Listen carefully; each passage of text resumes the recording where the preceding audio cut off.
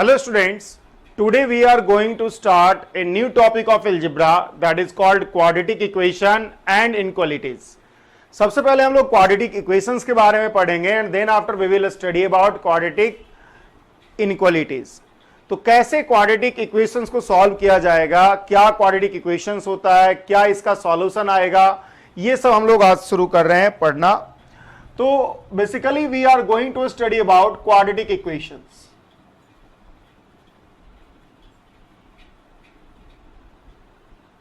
हम लोग quadratic equations पढ़ने जा रहे हैं और क्वाड्रेटिक इक्वेशंस का मतलब क्या है.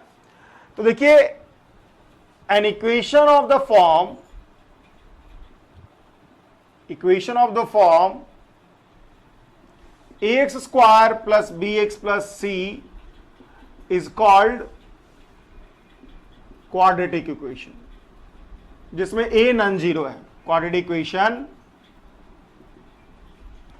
where a non-zero constant और b और c जो है वो कांस्टेंट है, वो जीरो हो भी सकता है, वो कुछ भी हो सकता है, जीरो निगेटिव पॉजिटिव कुछ भी हो सकता है. a निगेटिव पॉजिटिव हो सकता है, जीरो अलाउड नहीं है. अगर आप a को जीरो कर दोगे तो ये टर्म जीरो हो जाएगा, तो ये लीनियर इक्वेशन में बदल जाएगा. तो this is the quadratic equation, जो कि आप देख सकते हो यहां पर आपके पास क्वाड्रेटिक इक्वेशन है और इसी का हम लोग को सॉल्यूशन पढ़ना है. तो basically solution of quadratic equation, solution of is equal to zero भी आप लिख सकते हो, क्योंकि इक्वेशन मैंने लिखा है, equation of the form this one is equal to zero is called, वो एक्सप्रेशन हो गया ax square plus bx plus c. Simply अगर लिखते हो तो उसको एक्सप्रेशन कहा जाएगा, लेकिन अगर ax square plus bx plus c is equal to zero कहोगे तो उसको क्वाड्रेटिक इक्वेशन कहा जाएगा. तो solution of quadratic equation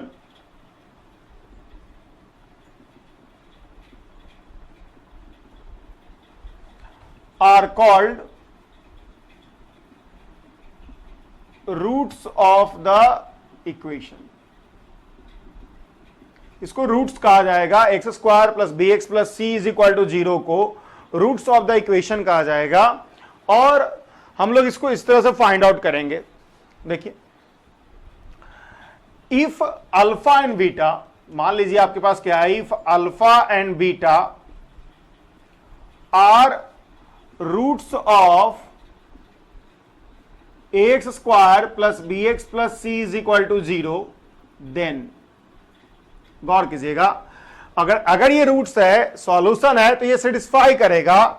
then a alpha square plus b alpha plus c is equal to 0. This is the equation 1. And a beta square plus b beta plus c is equal to 0. This is the equation 2. तो अगर आप क्या करते हो, 1 minus 2 करते हो इसमें, तो 1 minus 2 करोगे तो हो जाएगा a alpha square minus beta square plus b alpha minus beta is equal to 0. c cancel हो जाएगा. और इस तरह से आप देख सकते हो कि आपके पास अल्फा माइनस बीटा कॉमन आ चुका है, और अल्फा माइनस बीटा कॉमन आकर के बचा क्या है, ए अल्फा प्लस बीटा और plus b is equal to zero.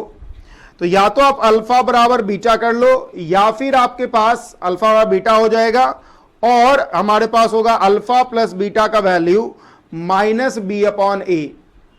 So alpha और बीटा चूंकि अलग अलग रूट ही हमने माना है, सेम रूट नहीं माना है मैंने दोनों को, तो अल्फा बराबर बीटा नहीं होगा. Alpha and beta different roots हम यहां पे ले रहे हैं, डिफरेंट रूट्स ही हम मानते हैं.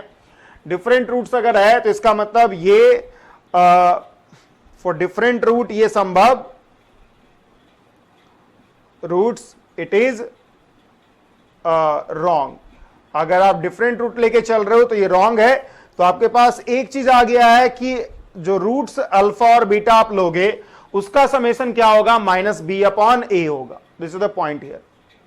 अब आप क्या करोगे, आप करोगे 1 इंटू बीटा और फिर आप कर दोगे माइनस 2 इंटू अल्फा, और इसको आप करोगे तो आप देख सकते हो आपके पास हो जाएगा A alpha square beta plus B alpha beta plus C beta minus A alpha beta square minus B alpha beta minus C alpha that is equal to 0, B alpha beta cancel, A alpha beta अगर आप common लेते हो तो आपके पास होगा alpha minus beta, और अगर आप सी कॉमन लेते हो माइनस सी कॉमन लेते हो तो हो जाएगा अल्फा माइनस बीटा। तो एक तरह से आपके पास फिर आ चुका है alpha minus beta, a alpha beta plus minus c is equal to 0, और अगेन आपके पास अल्फा और बीटा अलग अलग है इसलिए अल्फा माइनस बीटा 0 होना नहीं है, इसका मतलब अल्फा बीटा जो हो जाएगा सी अपॉन ए हो जाएगा।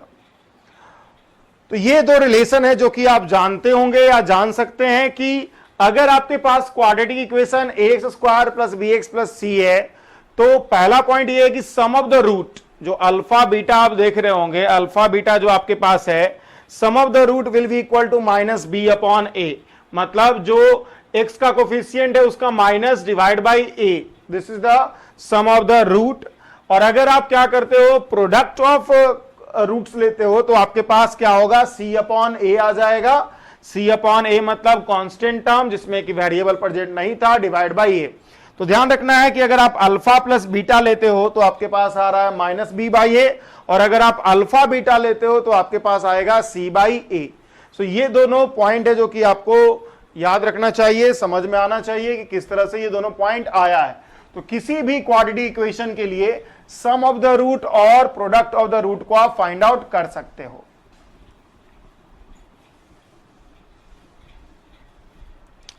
जैसे देखिए अगर आपके पास फॉर द इक्वेशन आपको दिया हुआ है, क्वेश्चन में दे रहा हूं 2x स्क्वायर प्लस 5x और प्लस 1 इज इक्वल टू 0, आपको सम ऑफ द रूट्स निकालना है। सम ऑफ द रूट्स जो होगा वो क्या होगा, हो जाएगा माइनस बी अपॉन ए, और माइनस बी अपॉन ए मतलब माइनस 5/2।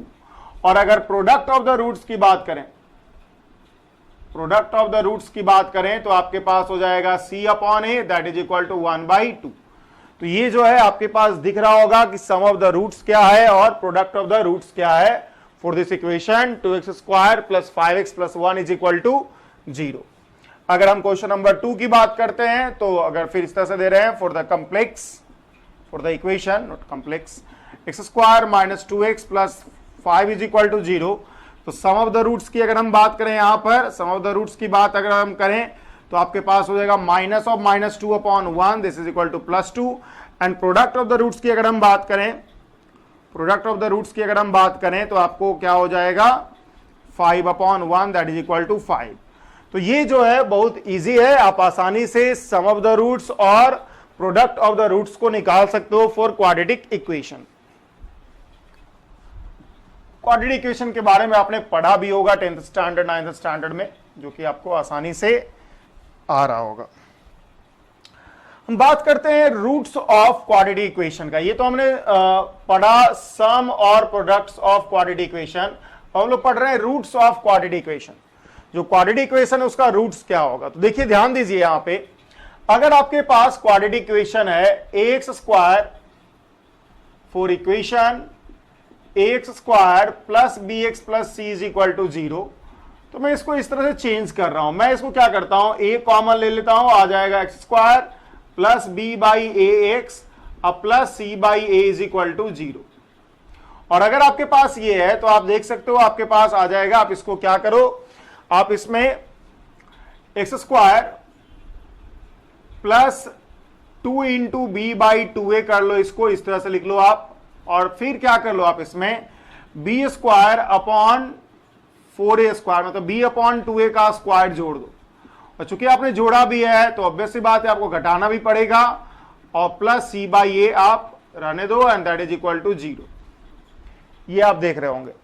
तो अगर आप ऐसा कर लेते हो तो आपके पास क्या होगा, ये देख सकते हो कि आपके पास ये फॉर्म आ गया x plus b by 2a का स्क्वायर। देख सकते हो आप a square plus 2ab plus b square. और फिर आपके पास यहां पे क्या बचेगा, यहां पे आप अगर एलसीएम लेते हो तो आपके पास बचेगा क्या, दिस इज अगर आप इसको प्लस में ही रखते हो या चलो माइनस में ही मैं कर लेता हूं, और उसके बाद आपके पास बचेगा b square minus 4ac divide by 4a square, ये आपको बचेगा दैट इज इक्वल टू 0। चूंकि ये नॉट इक्वल टू 0 है तो आपके पास आ गया x plus b by 2a का square and that is equal to b square minus 4ac divide by 4a square. और इसका मतलब हो गया x plus b by 2a is equal to under root के साथ प्लस माइनस लगेगा यहां पे b square minus 4ac divide by 4a square. और इस तरह से आपके पास हो जाएगा x plus b by 2a and that will be equal to plus minus b square minus 4ac divide by 2a। और अगर ऐसा सिचुएशन है तो आप देख सकते हो आपके पास क्या होगा, आपके पास हो जाएगा x is equal to minus b plus minus b square minus 4ac divide by 2a। तो ये आपके पास जो है सॉल्यूशन हो गया क्वाड्रेटिक इक्वेशन का, जो कि आप जानते भी हो सकते हैं। और यहां पे where b square under root b square minus 4ac को आपको पता होगा डिस्क्रिमिनांट कहा जाता है, डी कहा जाता है, कैपिटल डी से इसको रिप्रेजेंट किया जाता है। This is called discriminant of quadratic equation. तो अब गौर कीजिएगा, इफ डी ग्रेटर देन 0 है तब रूट्स क्या होगा of roots of quadratic equation are real and different, are real and different, real होगा और डिफरेंट होगा। अगर आपके पास इफ d बराबर 0 है तो रूट्स ऑफ क्वाड्रेटिक इक्वेशन क्या हो जाएगा, आपके पास quadratic equation are real but equal and equal. याद रखिए यहां पे रूट्स होगा वो क्या हो जाएगा, इक्वल हो जाएगा। और अगर आपके पास इफ d लेस देन 0 आ रहा है तो रूट्स ऑफ क्वाड्रेटिक इक्वेशन, जो क्वाड्रेटिक इक्वेशन आप सॉल्व कर रहे हो उसका रूट जो होगा quadratic equation are imaginary and complex conjugate. और इमेजिनरी के साथ साथ ये कंप्लेक्स कंजुगेट भी होगा। तो 3 पॉइंट है आपके पास। रूट अगर ग्रेटर देन 0 है रियल और डिफरेंट रूट्स आएगा। अगर आपके पास डिस्क्रिमिनांट, नॉट रूट बोल रहा हूं मैं, अगर आपके पास डिस्क्रिमिनांट जो है ग्रेटर देन 0 है तो रूट्स होगा रियल और डिफरेंट आएगा। अगर डिस्क्रिमिनांट 0 है तो रूट्स होगा इक्वल आएगा, रियल होगा लेकिन इक्वल होगा। और अगर डिस्क्रिमिनांट लेस देन 0 है तो रूट्स ऑफ कॉम्प्लेक्स जो क्वाड्रेटिक इक्वेशन है वो कॉम्प्लेक्स आ जाएगा और कंजुगेट फॉर्म में होगा। आप देख सकते हो कि एक जो होगा अगर x प्लस आई वाई होगा तो दूसरा क्या होगा, x माइनस आई वाई। तो हमेशा इस बात को याद रखना है कि जब भी कोई कंप्लेक्स नंबर रूट आ रहा है तो उसका कंजुगेट भी उसका रूट होगा। ये याद रखना है कि कोई भी क्वाड्रेटिक इक्वेशन का जब रूट कंप्लेक्स नंबर आता है तो हमेशा पेयर में आता है, कंजुगेट पेयर के रूप में आता है। किसी भी क्वाड्रेटिक इक्वेशन की बात मैं नहीं कर रहा हूं, किसी भी इक्वेशन का, पॉलिनोमियल इक्वेशंस का ही अगर रूट आ रहा है कंप्लेक्स नंबर तो उसका कंजुगेट भी वहां पर रूट होगा एक। ऐसा कभी नहीं हो सकता है कि सिर्फ एक रूट आए। जब भी रूट आएगा कंप्लेक्स रूट की बात मैं कर रहा हूं, तो जब भी कंप्लेक्स रूट आएगा तो पेयर में ही आना है। आपके पास 2 कंप्लेक्स रूट आ सकता है, 4 आ सकता है अगर आप बाई क्वाड्रेटिक, और उससे ज्यादा पॉलिनोमियल इक्वेशंस की बात कर रहा हूं। क्वाड्रेटिक के लिए तो मैक्सिमम 2 रूट है, क्वाड्रेटिक इक्वेशन के लिए मैक्सिमम 2 रूट है। आइदर वो क्या होगा, इक्वल होगा या फिर अलग अलग होगा या फिर कंप्लेक्स कंजुगेट होगा। तो हम लोग कुछ क्वेश्चन करते हैं इसी based. Solve x square minus 4x plus 5 is equal to 0। इसको सॉल्व करना है तो आप देख सकते हो we have x is equal to, आप रूल लगा दो minus b that is equal to, पहले आप डिस्क्रिमिनांट ही निकाल लो, अलग अलग ही कर लो। तो आपके पास हो जाएगा b स्क्वायर माइनस 4ac, तो b square minus 4 into 5 into 1, so this is equal to 16 minus 20 that is equal to under root 4i and this is equal to 2i। तो इस तरह से आपके पास जो रूट्स आएगा x का value minus b that is equal to 4 plus minus 2i divide by 1, so this is 4 plus minus 2i, this is the root of this particular complex number. आप देख सकते हो आपके पास 2 रूट है, दोनों एक दूसरे का कंजुगेट है, एक है 4 प्लस 2i, दूसरा है 4 minus 2i। So this is the question number 1। Second question की बात अगर हम करें तो solve y square plus 2x minus 3 is equal to 0। Sorry x square. तो अगर आपके पास ये सिचुएशन है तो आप फिर अगेन डिस्क्रिमिनेंट निकाल लोगे, बी स्क्वायर माइनस 4ac। तो बी स्क्वायर माइनस 4ac को आप किस तरह से कर सकते हो, आप बी स्क्वायर माइनस 4ac को लिख सकते हो 2 square minus 4 into minus 3 into minus 1। तो इस तरह से आपके पास हो गया √4 प्लस 12, और इस तरह से आपके पास 4 हो जाएगा। और इसका मतलब x का वैल्यू जो होगा minus b plus minus 4 divide by 1, मतलब डिवाइड बाई 1 2a होता है भाई, 2a होता है, गलत लिखा होगा यहाँ पे, डिवाइड बाई 2a। तो सो 2 इंटू 1, तो आपके पास देख सकता है कि आपके पास आएगा -6/2 या फिर आएगा 2/2। तो आपके पास रूट्स होगा -3 और 1 होगा। देखिए इस इक्वेशन की अगर हम बात करें तो इसको ऐसे भी सॉल्व किया जा सकता है, x square plus 2x minus 3 is equal to 0 आपको दिया हुआ है। तो आपको करना क्या है, ये आप देख रहे हो कि -3 है, ये आप देख रहे हो कि -3 है, तो इसको आपको इस फॉर्म में बदलना है, इसको जो है इस तरह से कन्वर्ट करना है कि ये 2 फैक्टोरियल में आ जाए, जैसे मतलब 2 अलग अलग फैक्टर में आ जाए। जैसे कि आप इसको क्या करते हो, 3x माइनस x लिख देते हो, -3 इज इक्वल टू 0। आप देख सकते हो यहां से एक इक्वेशन आ जाएगा x प्लस 3, और यहां पे अगर -1 कॉमन लेते हो तो x plus 3 is equal to 0।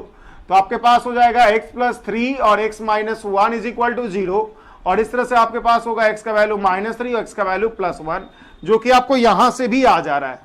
तो आप देख सकते हो कि मैंने क्या किया यहाँ पे, एक तो सीधा हमने फॉर्मूला लगा दिया रूट्स के लिए कि क्वाड्रेटिक इक्वेशन का रूट होगा -b plus minus √b square minus 4ac divide by 2a, उससे भी आ गया -3/1।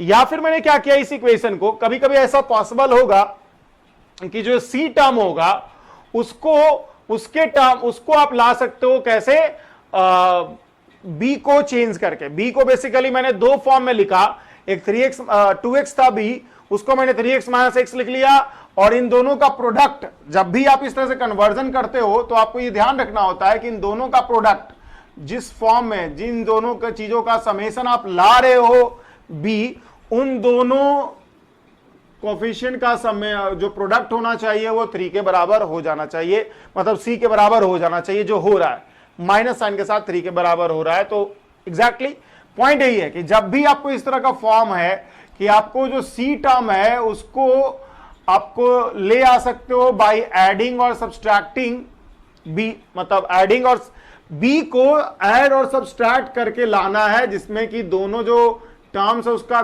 जो मल्टीप्लिकेशन हो c के बराबर हो। तो आप इस तरह से कर सकते हो, ये कॉमन सेंस है जिसको कि आप यूज करके कर सकते हो। रूल्स भी है उस तरह का एक, जिसमें कि मैंने बताया आपको किस तरह से देखना है। आपको यही करना है कि जो भी आपके पास c का वैल्यू है उसके टर्म में b लाना है, और जो b का जोड़ घटाव करके आप ला रहे हो b, उसका जो टर्म का मतलब मल्टीप्लिकेशन होना चाहिए c के बराबर होना चाहिए। जैसे कि मैं एक और क्वेश्चन दे रहा हूं, मान लो आपको दिया हुआ एक्स स्क्वायर -3x और +10 इज इक्वल टू 0, इसको सॉल्व करना है आपको। अब गौर कीजिएगा, आपके पास है 10 यहां पे, अब 10 कैसे आएगा, मतलब यहां पे 3 है, 3 कैसे आएगा, आपको ऐसा कुछ करना है, जोड़ना है, घटाना है, जिससे कि जो चीज घटा जोड़ रहे होगे उसका गुना 10 के बराबर होना चाहिए। तो आप समझ रहे होगे 5 और 2 का सब्सट्रैक्शन जो होगा वो 3 के बराबर भी हो जाएगा, और 5 × 2 जो है 10 के बराबर भी हो जाएगा। तो आप इसको कर सकते हो, एक्स स्क्वायर आप इसको कर लो -5x प्लस 2x